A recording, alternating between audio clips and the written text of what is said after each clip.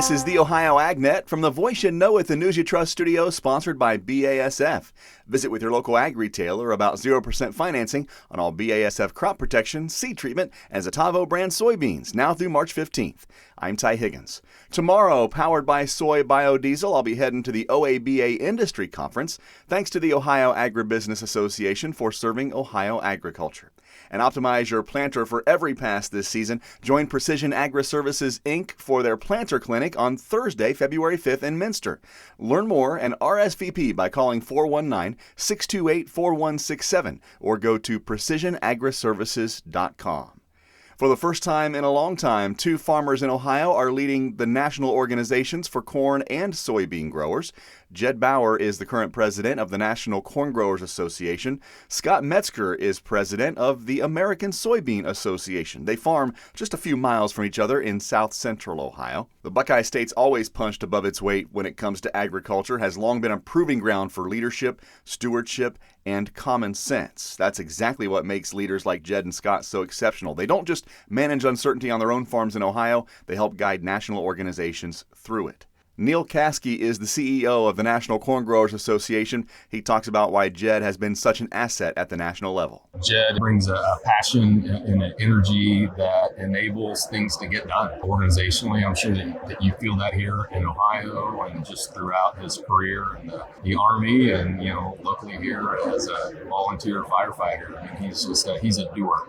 And our country and our industry needs a lot of that right now. Stephen Sensky is CEO of the American Soybean Association.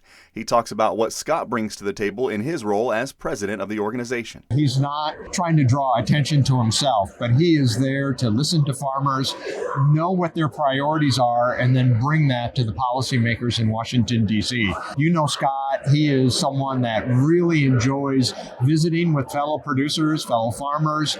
He knows what's going on in agriculture. He's not a gentleman farmer. He's out there actually doing the stuff, and he knows what it means to soybean farmers and what the policies mean. It was a great time celebrating Jed and Scott last week in Pickaway County at a joint reception hosted by the Ohio Corn and Wheat Growers Association and the Ohio Soybean Association. Congratulations to both those farmers on a job well done, and still quite a bit of work to do in 2026, but no doubt they'll get things done in Ohio and in Washington, D.C. Let's get a check of the forecast now, brought to you by Seed Consultants. Simply better performance. Online at seedconsultants.com. Here's Ryan Martin. We are chilly definitely through the week, but today, trying to dig out after what we saw over the weekend, dealing with a little bit of light snow and flurry action still as we move overnight tonight into tomorrow in northern tier counties. This is coming off the lakes, and we have a clipper that wants to move through tomorrow night into Wednesday. Overall, though, a large part of the state stays dry during the period, just cold. I'm Ryan Martin. Thank you, Ryan. A new podcast is available online at ohioagnet.com. From the Farm Bill to trade, labor, and year-round E15, a lot of policy work being done on behalf of farmers across the country. On this week's Ohio AgNet podcast, powered by Ohio Corn and Wheat, we hear from American Farm Bureau President Zippy Duvall about the policy to-do list for 2026. Then Scott Higgins with the Ohio Dairy Producers Association talks with Joel Panorwood about getting whole milk back in schools, and Dusty Sonnenberg catches up with OSU's Garth Ruff about the upcoming winter beef meetings and the topics that'll be shared to get producers ready for a successful 2026. You can catch the audio and video versions of the podcast at ohioagnet.com. Of course, the audio version wherever you listen to your favorite podcasts, and the video version's also found on our Facebook page and our YouTube channel as well. We'll get a check of the markets coming up next here on the Ohio AgNet. It's time for the Morton Buildings Building Value Days sales event running now through the end of February. Morton buildings are built stronger, last longer, and look better. So if you're planning for a garage, farm shop, stall barn, a storage building for your RV, boat, or collectibles, or anything in between, act now. Our buildings are built to last, but these savings won't. Visit MortonBuildings.com or contact your local Morton office to take advantage of current savings on new buildings. Certain restrictions may apply. Offer valid only on select new building orders placed between January 5th and February 28th, 2026. Hey pork producers! The 2026 Ohio Pork Congress is almost here. It all happens in Lima, Ohio on February 3rd and 4th at the Veterans Memorial Convention Center. You'll get the latest on swine health, facility management, economics, product innovation, and more.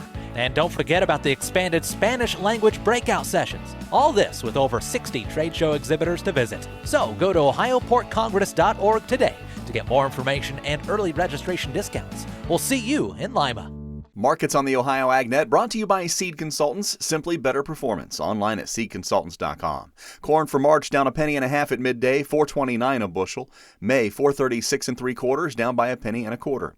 Soybeans for March down 3 1/4 at 10.64 1/2. May 10.76 1/2, giving up 3 points at midday. And July wheat down 4 1/4 at 5.46 3/4. Live cattle for February, 102 to the plus side, trading at 235.92 at midday. April, 237.67, up by 75 cents. Feeder cattle following suit. The March, 361.75, up $1.55. April up 97 cents at 359.72. Lean hogs for February, down 25 at 88.10. April, 95.97, and down by 20 points. For the latest farm news, markets, and weather, and the new podcast online now at ohioagnet.com. I'm Ty Higgins reporting.